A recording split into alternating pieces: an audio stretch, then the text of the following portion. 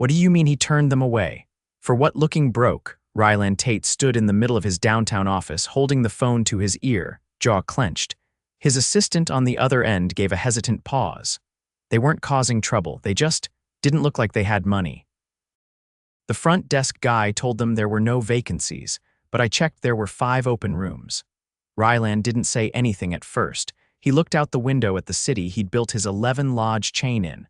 From a single roadside stop 20 years ago to a growing brand, it had his name on it. His blood and sweat, this couldn't be happening under his roof. He ended the call, turned around, and grabbed his old duffel bag off the shelf. No driver, no assistant, no warning he was going in. The lodge in question was in a small town north of the city, near a highway that saw a lot of passing families. Rylan had never met the staff there. Most of the hiring had been done by local management. It was one of his newest and busiest locations. He stopped shaving for a few days, dyed the gray out of his beard, and threw on old jeans and a hoodie. Then he booked a room under the name J. Rowe. By the time he walked into the front doors 2 nights later, nobody gave him a second glance, just another tired traveler. The front desk was manned by a guy in his late 20s, dressed sharp, hair slicked back, name tag said Illy. He didn't even look up when Rylan walked in. "Yeah," Illy said without lifting his eyes from the screen. "Just checking in," Rylan said, setting down a small backpack. "Reservation under J. Rowe." Illy clicked without a word, finally glancing up. ID. Rylan handed over the fake one. It scanned clean. Illy passed it back. "Room 206, elevators to the left." No smile, no welcome, no offer of help. Rylan nodded slowly, grabbed the keycard, and made his way up. The room was fine, clean, plain, nothing fancy. He dropped his bag, sat on the edge of the bed, and let the quiet settle. It hadn't been the worst check-in he'd seen, but it told him enough. He didn't sleep much that night. He wanted to see what really happened during the day. The next morning, he came down early and parked himself in the lounge area near the front desk. Coffee in hand, hoodie up, he looked like another guest scrolling his phone. By mid-morning, the real picture started forming. Illy had a habit of sizing people up before they even reached the counter. A young couple walked in carrying a baby and a stroller, looking exhausted. The woman's clothes were worn, the man's shoes were falling apart. Illy barely waited for them to speak. "We're full," he said flatly. The father blinked. "Oh, the sign outside says vacancy." Illy didn't even look up. There was a cancellation earlier, but it got filled 5 minutes ago. They stood there awkwardly. The baby let out a tired cry. "Could we just look? We've been driving since yesterday. We'll take anything." "Even just one night." "I said we're full," Illy snapped, louder this time. "Try the motel down the road." The man's shoulders dropped. The woman blinked fast, clearly trying not to cry. They turned and left. Rylan stood up. He followed them outside. "Hey," the father turned. "Yeah," Rylan kept his voice low. "You said you just need one night," the man nodded. "We've been on the road from Kansas. My brother's place fell through. I just need time to figure out our next step." Rylan didn't ask more. "Come back in with me." They hesitated but followed. Illy looked up as Rylan walked back in with them. "I told them," Illy started, but Rylan cut him off. "I'd like to pay for their room, and I don't believe you're full." Illy opened his mouth, then paused. "We only have standard doubles left." "That'll do just fine," Rylan said. Illy typed slowly, clearly annoyed, and handed over a keycard. As the family headed to the elevator, the woman mouthed "thank you" with tears in her eyes. Rylan lingered. "You always turn away people who don't look rich?" he asked, keeping his tone casual. Illy leaned on the desk. "Listen, man, we get all kinds through here. You let one in, 10 more show up. Pretty soon the place turns into a shelter. I'm just staying ahead of the problem." Rylan stared at him, heart thudding. He had to be sure, so he stayed another night, sat in the lobby again. Watched Illy claim they were full 4 more times to a single mom, 2 construction workers, and an old woman traveling alone. Each time, they didn't even check the system. But then Rylan watched him hand a room key to a flashy guy in a suit 10 minutes later. The pattern was clear. And now, Rylan had seen enough. The morning air outside the lodge was still cool when Rylan stepped out for a walk before sunrise. He needed time to think, to let what he'd seen settle into something more than frustration. There was no denying it now. Illy had been turning away guests based purely on how they looked. He hadn't even pretended to check the system. And the worst part, no one had stopped him. By the time Rylan returned, the front desk was being manned by a different employee, an older woman named Sandra. Her uniform was a little faded, but she greeted every guest with a tired but sincere smile. She looked to be in her 60s, her hair pulled back in a bun, eyes alert but weary. She didn't know who he was. No one did. Rylan approached the counter and leaned slightly over, as if trying to read the schedule taped behind her. "Slow morning," he asked casually. Sandra gave a soft chuckle. "If it stays like this, I might actually get to sit for more than a minute." "You alone?" he asked. "Until noon." "Manager doesn't come in till after lunch. We're always short in the mornings." He nodded, then stepped back and sat in the lounge again. She wasn't the problem, but he needed to know who was watching Illy, who was letting this happen. Around 10, a woman walked in wearing a tan blazer and heels that clicked sharply on the tile. She gave Sandra a quick nod but didn't stop to chat, moving straight to the back office without glancing at any of the guests. Her name tag read Tina, Site Manager. Rylan waited another 5 minutes, then walked over and knocked on the office door. It opened halfway. "Yes," she said briskly. "I was wondering if there were any open front desk positions. I'm looking for work." Tina scanned him quickly. "We're not hiring right now. I can be flexible. Nights, mornings, I've got experience." "We're not hiring," she repeated, then closed the door. That was all he needed to hear. He returned to the lounge, sat down, and watched. For the next hour, Tina didn't speak to a single guest. She stayed in the office unless someone knocked. When Sandra asked her for help printing out a new reservation sheet, Tina handed her a flash drive without looking up from her phone. At noon, Illy returned. He and Tina spoke briefly in the office, too far away to hear. Illy came out chewing gum, adjusted his tie, and took over from Sandra. She gave him a neutral nod and left through the side door, walking slowly, rubbing her shoulder. Rylan stayed seated, pretending to scroll on his phone again. A few minutes later, a man in a faded work jacket walked in with 2 kids at his side. They looked about 10 and 12, both holding fast food bags. "Hey there," the man said, approaching the counter. "Y'all got any rooms tonight?" Illy didn't even glance up. "Sold out." "You sure?" "I saw the sign, maintenance issues," Illy said quickly. "The rooms show open, but they're blocked off." The man hesitated. "We just need one night. I got cash if that helps." Illy leaned forward on the counter. "We don't accept cash." "Try somewhere else." The man's mouth moved slightly like he wanted to argue, but he turned and herded his kids out. Rylan stood up immediately and followed them. "Sir," he called out. "Wait." The man turned, guarded. "I'm staying here too. That guy's been turning people away all week." "Don't go anywhere. Just give me a minute." The man looked unsure but nodded. Rylan went back inside. This time there was no more watching, no more waiting. He strode straight to the front counter. "Open your reservation board," he said quietly. Illy raised an eyebrow. "Excuse me." "Pull up the damn board. I want to see how many rooms are actually blocked off." Illy crossed his arms. "I'm not just going to show that to some random guest." "I'm not a guest," Rylan said calmly. "I own this place." Illy blinked, scoffed slightly, then looked again. Something shifted in his posture. "What? I'm Rylan Tate," he said, voice low and even. "I built this company from the ground up, and I've been here since Monday, watching you." Illy's face had gone pale. He reached slowly for the keyboard. Rylan stepped around the desk. "Don't bother," Rylan said. "I already know you've been lying. You've turned away at least 7 families since I got here, all based on how they look. You don't even bother checking the screen." Illy opened his mouth, but Rylan raised a hand. "Save it. You're done here. Give me your name tag and log out." Tina appeared in the hallway, likely having heard the raised voices. She stepped forward quickly, confusion on her face. "What's going on?" she asked. Rylan turned to her. "You're the site manager." "Yes, you've been here this whole time." "Either you didn't know what Illy was doing, which is bad enough, or worse, you did, and let it happen." She stiffened. "I wasn't aware of any discrimination." "Then you weren't paying attention. I've seen you walk past crying mothers in your lobby without stopping. You don't speak to your staff. You don't check guest notes. You don't even pretend to care." Tina's eyes narrowed.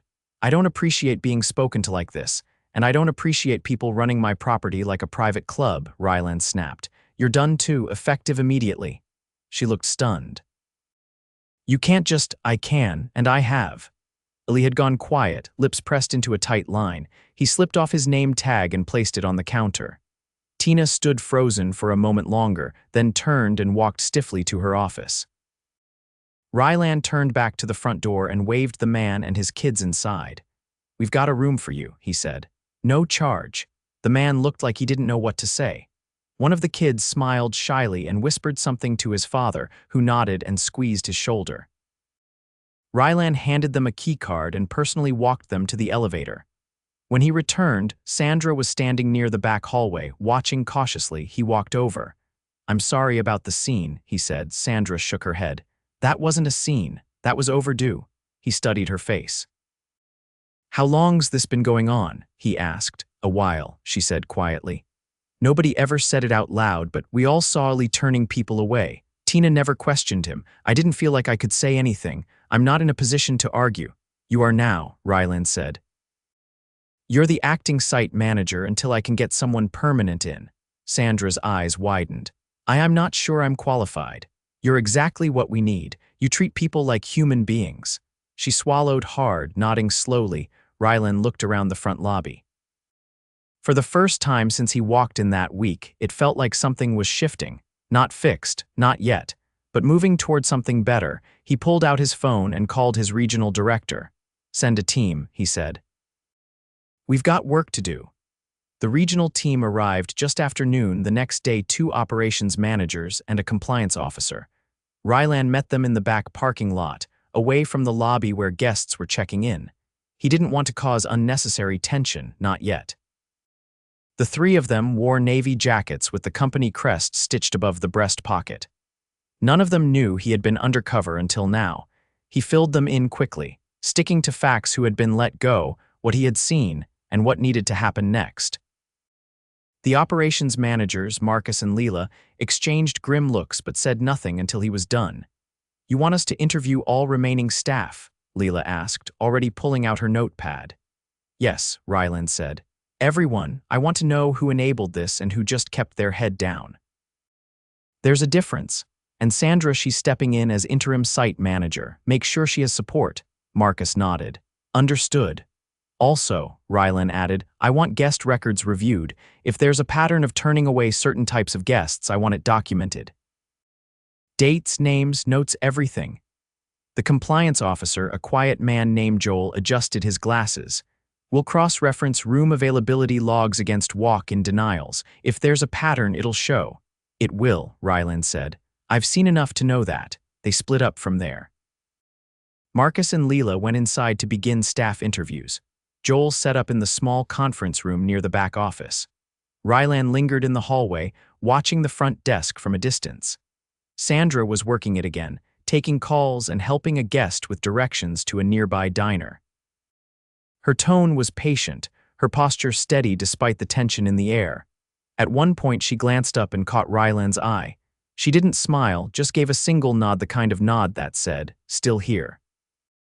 Still standing. By mid-afternoon, the interviews had begun to reveal what Rylan already suspected. Several part-time housekeepers shared that Ali often joked about filtering out the riff-raff. One maintenance technician, a soft-spoken man named Lewis, admitted he'd overheard Tina telling Ali to keep the lodge looking upscale, especially during busy weekends. He always bragged that she had his back, Lewis said, seated across from Marcus in the conference room. I didn't agree with it, but I got kids. I kept my head down. Did she ever discipline anyone for reporting concerns? Marcus asked. Lewis hesitated. Not that I know of. But no one really tried. Everyone knew she wouldn't listen. She never stayed on shift past 3. Always said she had corporate-level responsibilities. Outside the conference room, Rylan leaned against the hallway wall, listening. He wasn't angry at Lewis. He was angry at the system that let this fester. That let people like Tina believe they were untouchable because no one had challenged them. A few hours later, Rylan stepped out to grab coffee from a small cafe across the street. On his way back, he noticed a woman standing near the curb with a carry-on suitcase and a phone pressed to her ear. She looked confused, glancing up at the lodge every few seconds. Rylan approached, unsure if she was a guest or someone looking for directions. "Can I help you?" he asked. She lowered her phone. "I'm supposed to check in today. I booked through a third-party site, but when I got here yesterday, the guy at the counter said my reservation didn't exist. He told me they were full and wouldn't even look at the confirmation email. I stayed at a friend's place last night, but it was tough. Her apartment's barely big enough for her and her kids." Rylan motioned toward the lobby. "Come with me." As they crossed the lot together, she added, "He was rude, too, told me maybe next time I should book through the right channels." "I work for a nonprofit. This was the cheapest place near the training center."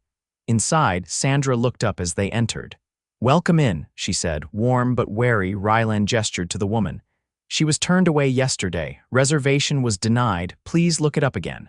Sandra pulled up the system. Within seconds, she located the reservation under a slightly misspelled last name. "It's right here," she said. "Room was fully paid through the booking platform." The woman let out a long breath. "I knew it. That guy made me feel like I was crazy." Rylan leaned in. "We'll comp your stay.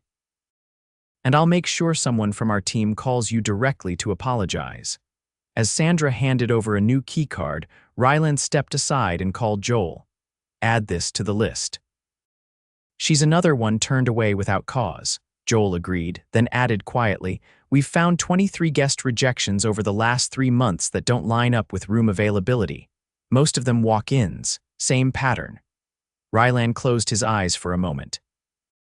"Keep digging." By sunset, the lodge felt different. Marcus had pulled the staff together in the break room to explain the transition. No one asked about Ali or Tina directly, but the message was clear: change had come, and it wasn't going anywhere. Rylan stood in the corner, listening as Sandra addressed the team. "I know this week's been heavy," she said, "but we're turning a corner. We're going to serve every guest with dignity, whether they walk in wearing a suit or a backpack, and if you ever feel like something's wrong, you speak up." No more silence. Some nodded. Others just stared, unsure, but no one pushed back. Later that evening, Rylan walked the grounds. The parking lot was nearly full. Families were back in the lobby. A maintenance cart was being wheeled down the hall. He stopped near the vending machines, watching as a young boy tried to shake a stuck bag of chips free. Rylan tapped the side of the machine gently, and the bag dropped. The boy looked up. "Thanks." "No problem," Rylan said. "You staying here tonight?" The boy nodded. "Yeah, we got in earlier." "My mom said it finally felt safe." Rylan didn't reply. He just nodded once and walked on. By Monday morning, the lodge's rhythm had changed, but not without friction. Rylan sat in the small office behind the front desk, reviewing a stack of performance reports Joel had compiled. He hadn't returned to his city headquarters. He wouldn't leave until every issue was accounted for and corrected at the root. The data confirmed what he'd already seen firsthand. The problems hadn't started with one employee. They had been allowed to fester under a culture of neglect. The door creaked open behind him. Leela stepped in, her notepad tucked under one arm. "You asked to be updated on the staff interviews," she said. "Go ahead." 3 employees gave statements indicating Tina had discouraged them from overbooking by using discretion, her words, Leela said. When we pressed for clarification, they all said the same thing. She wanted the lodge to maintain a certain standard of clientele. One even mentioned Tina told them not to lower the brand image. Rylan didn't look up right away. He tapped his pen on the desk. "Any of them complicit in turning guests away?" "No, they were all in housekeeping or maintenance. They mostly heard it in passing." He nodded. "Keep their jobs secure. I don't want anyone who stayed quiet out of fear punished. That blame stops with leadership." And he paused before continuing. "Make a note. Any future manager caught using subjective appearance to deny service is out. No warnings. Zero tolerance, no exceptions." Leela jotted the words down. Rylan leaned back in the chair. "Where's Marcus?" coaching Sandra. "She's overwhelmed, but she's holding it together. She's also been working double shifts, so we told her to take tomorrow morning off. We'll cover it." "Good," Rylan said. "She needs rest." He stood, slid the performance reports back into the folder, and walked out with Leela. In the lobby, the front desk was being managed by a temporary team member from Regional Luca, a soft-spoken man in his 30s who had been brought in to stabilize things. A guest was at the counter, a middle-aged man with a service dog at his side. He wore faded denim and had a duffel bag slung across one shoulder. "I just need a place for the night," the man said. "I know it's last minute." Luca smiled. "Let me take a look. We do have a standard double. Would that work?" "Perfect." The interaction was brief and respectful. The man was handed a keycard and thanked. Nothing about his appearance or his service dog drew any hesitation. It was what the standard should have always been. Rylan walked over after the guest had gone. "Handled well," he said. Luca gave a small nod. "It's not hard. Treat people right, they usually treat you right back." Rylan turned to Leela. "I want all front desk staff trained on ADA compliance too, not just records. Actual scenarios, no more guesswork." She noted it down. "We'll coordinate that this week." Just then, Sandra stepped into the lobby, her jacket slung over one arm. Her walk was slower than usual, but her expression was clearer. She approached Rylan directly. "I didn't want to leave without touching base," she said. "You've earned the time off," he replied. "You need it. Still, I wanted to thank you for not just fixing the problem, but letting someone like me be part of the solution. You didn't wait to be asked, you stepped up. That's leadership." She hesitated, then added, "I've worked front desks for over 20 years. Never thought someone in your position would actually listen to someone in mine." Rylan looked her in the eye. "That's my failure. And I don't intend to repeat it." She nodded once, then turned to leave. As the day moved on, the operations team continued restructuring. Marcus finalized a revised staffing model, something sustainable, with 2 people scheduled during peak hours, and no single employee left to handle both phones and check-ins. They also added a rotating guest services liaison, someone who would walk the floor during high-traffic windows, checking in on guests, assisting with luggage, and making sure no one lingered in confusion near the entrance. Rylan reviewed the final draft in the conference room. "This assumes we can fill the vacancies quickly," he said, scanning the chart. "We've got 2 cross-trained regional employees staying on for now," Marcus explained. "And Sandra's already identified a few former colleagues from other lodges looking for work. We'll vet them carefully." "Good. No rush hires. I'd rather overwork the regional team short-term than bring in the wrong people."